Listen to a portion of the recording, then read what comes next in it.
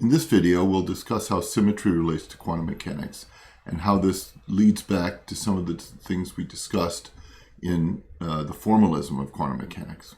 We'll start with talking about symmetry operations in general, then we'll detail translational symmetry, continuous translational symmetry, and finally conservation of momentum and how it relates to translational symmetry. So symmetries are intimately tied to conservation laws in classical physics. This also is the case for quantum mechanics.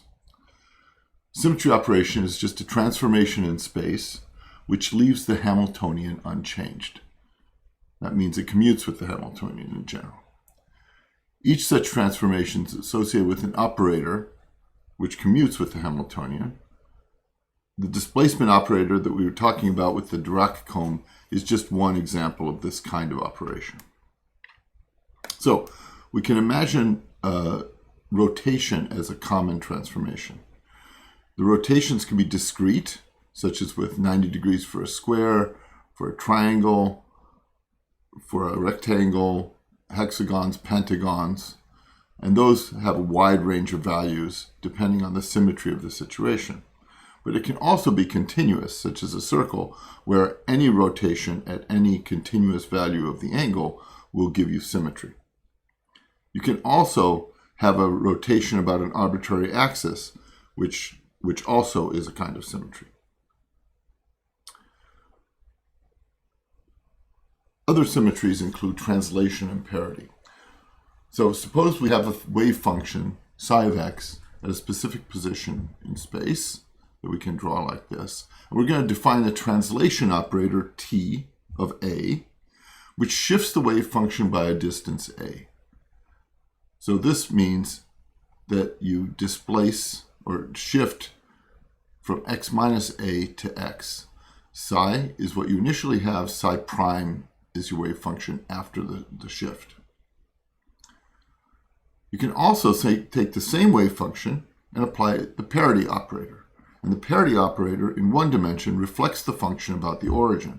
So if you start with your wave function over here, psi of x, and you apply the parity operator, you get a reflected wave function about the origin, psi prime of x. In 3 dimensions, this is an inversion through the origin instead of just a reflection through the origin. So these are 3 different kinds of symmetry operators. We'll now go more deeply into translation operator and how it relates to other aspects of quantum mechanics. So suppose we have a wave function and a specific point in space. This is basically what we said before. We define this translation vector, and the action of this operator can be written very simply as follows. So t of a applied to psi of x is equal to psi prime of x. So it moves the wave function. Or where psi prime of x is just psi of x minus a. Right? So psi prime is the wave function centered about x, or with its peak at x. And that's equal to psi at x minus a, just as in the figure. So the functions translate in the positive direction, and the resulting function psi prime is equivalent to the original function at x minus a. So this is slightly different and different operator than we used in the Dirac comb problem, where we called it a displacement operator. It doesn't exactly have the same operation. But this is the translation operator we're going to talk about for this discussion. So we can express the translation operator in terms of momentum operator by starting with the Taylor series expansion for x for psi of x minus a about x. So this is our equation, right? T of a applied to psi of x is equal to psi prime of x, and that's equal to psi of x minus a. Well, we can expand this as a Taylor series about x, right? And the difference is x minus a. So this becomes sum of n equals 0 to infinity, 1 over n factorial, x minus a, because that's what we're expanding this term here, minus x, because we're expanding it about the position x, to the nth power. And then we're taking the nth derivative of psi of x minus a with respect to x minus a to the nth power. Right? So we're taking the derivative of the argument with respect to the argument. And we're taking, this is our position minus x as the factor here. And we're going to evaluate this at x minus a is equal to x. Right? So the argument of the Taylor expansion, which is x minus a, we're going to evaluate it at x. So it's a little bit off what you normally think of as a Taylor expansion, but we're basically just shifting the axes. So we want to look at what this gives us. So we can replace this, because it doesn't matter whether we have a x or x minus a. This is just a dummy variable at this point. So we're going to replace x minus a with x. And so this is just this nth derivative of psi with respect to x to the nth power, right? Because you're just saying, okay, so call this x instead. And in here, the x's have already canceled inside here. So this just leaves you with minus a to the nth power. So now the sum becomes sum of n equals 0 to infinity, 1 over n factorial, minus a to the nth power, and then the nth derivative of psi with respect to x to the n. Well, this then is simply equal to 1 over n factorial minus IA over h bar. That comes from the minus a to the nth power. We bring in an I and we divide by I. So it's I over I to the nth power. We bring in an h bar and we divide by h bar. So it's h bar over h bar. So this is just I h bar over I h bar. That's 1. And then you have the nth derivative d by dx of psi to the nth. Applied to psi. Well, this part of the operator just looks like the momentum operator. And these are constants. So we can pull these out and we get 1 over n factorial. So it's a sum over n from n equals 0 to infinity of 1 over n factorial minus IA over h bar times the momentum operator to the nth power applied to psi. Well, we know what that does, right? So we can take this and close the sum, right? And remake this as an operator, because this is a sum of operators, so it's going to be a function of operators. And this sums exactly to e to the minus I a p operator over h bar, right? This is exactly the sum that you would get for the exponential. And it's a complex exponential because the argument is complex or imaginary. So this says, if you compare this term here and this term here, we've now rewritten our displaced function, which is psi of x minus a, in terms of psi of x. So we've recovered back here. So we're saying that t applied to psi of x is equal to e to the minus ia p over h bar psi of x. That means that the operator t is simply this exponential that includes a momentum operator. So there's a connection, direct connection between translation and momentum. Sort of makes sense. If a particle has momentum, over time it will translate. So we call this a generator of translations. The momentum is the generator of translations. And it's clear that the translation operator is unitary, because if you take t dagger applied to t, you get 1. You get the identity matrix, just gives you 1. Because if you take the inverse of t, which is e to the plus IAP over h bar, that is simply t to the minus a, t of minus a, which is also e to the plus IAP over h bar. And it's also equal to t dagger of a, which is e to the plus IAP over h bar. So we can translate functions. That's what this operator t does. But this is more profound even. You can actually translate operators as well. So if we take an operator q and we translate it, we make an operator q prime. And we can define the operator q prime in terms of the translated wave functions. So if you have an operator q applied to psi, then you can associate operator q prime with psi prime. So let's take a look at how that works. We say that psi prime,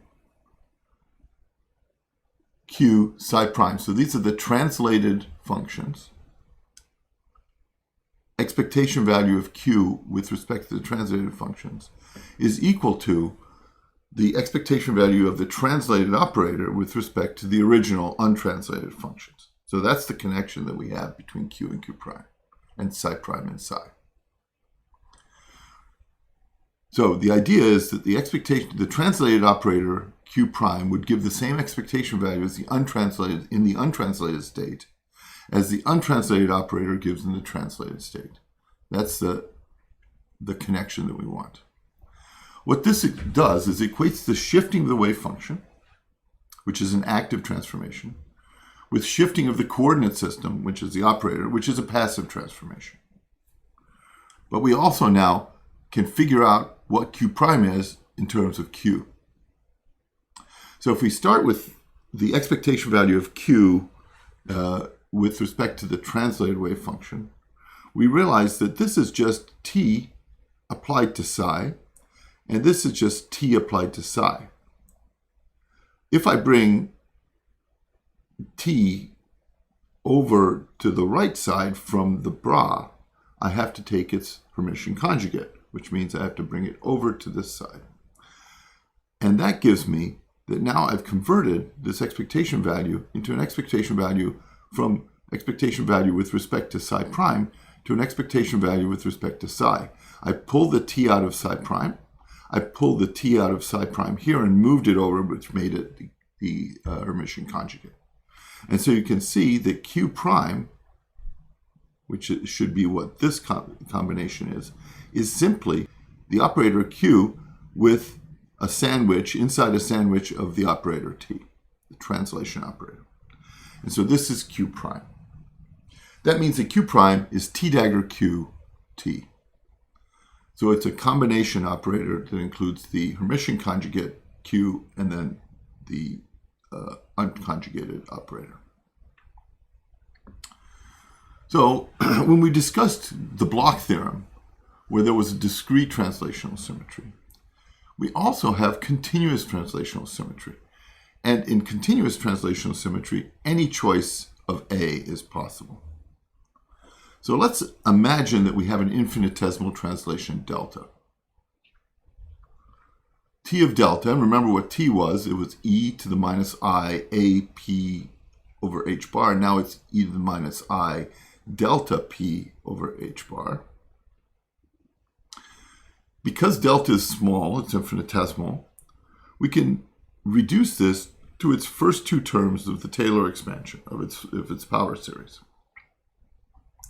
And that is 1 minus I delta over h bar p.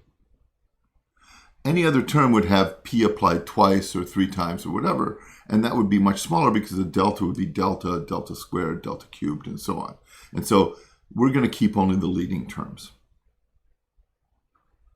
So for continuous translational symmetry, as you let delta go to infinity to zero, this Hamiltonian must commute, this operator must commute with the Hamiltonian. So let's take a look at what that means. Well, h has to commute with t of delta, which is infinitesimally small.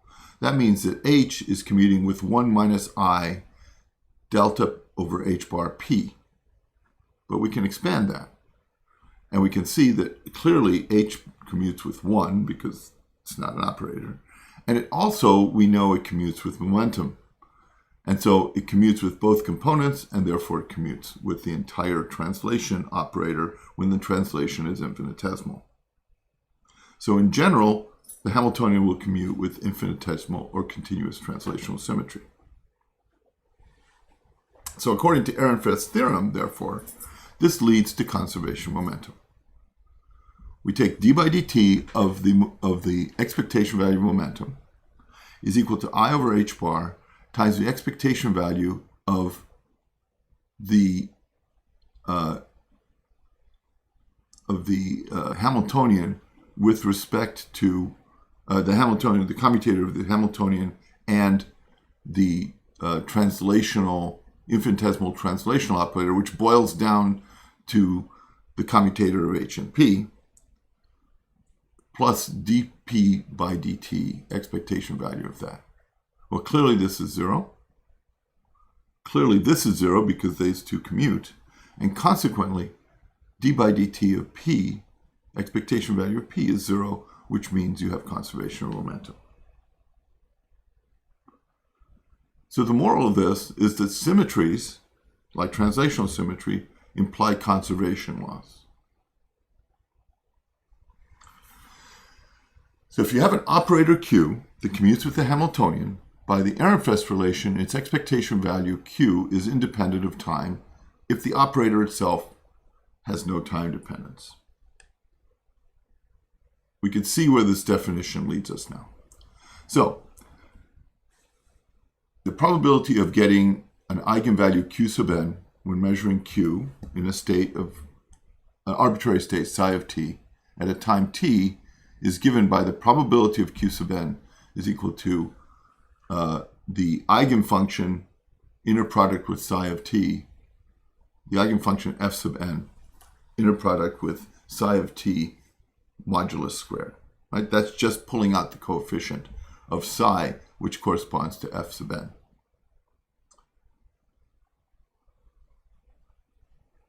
And this is the eigenvalue equation that you expect for Q. So Q applied to f sub n just gives you Q sub n, and then the function back again.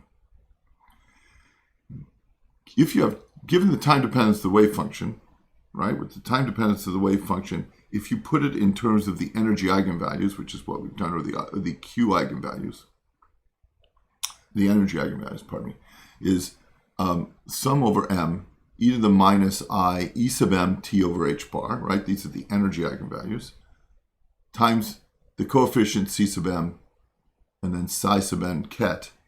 You sum all those up, you can expand psi of t in terms of the energy eigenfunctions, psi of m.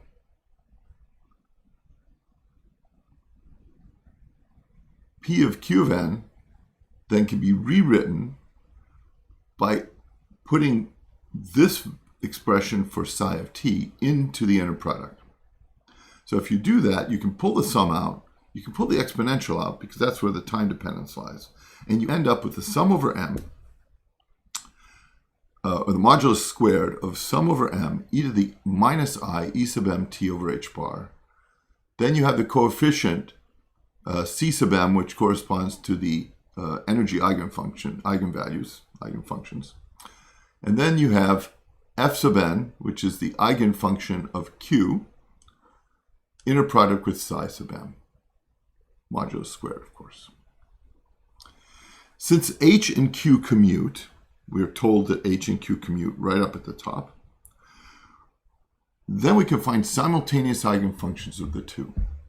That was one of the relationships that we talked about in the discussion of the formalism of quantum mechanics. So let's suppose that we choose psi sub n is equal to f sub n, specifically. And we can choose that. We can choose those common eigenfunctions.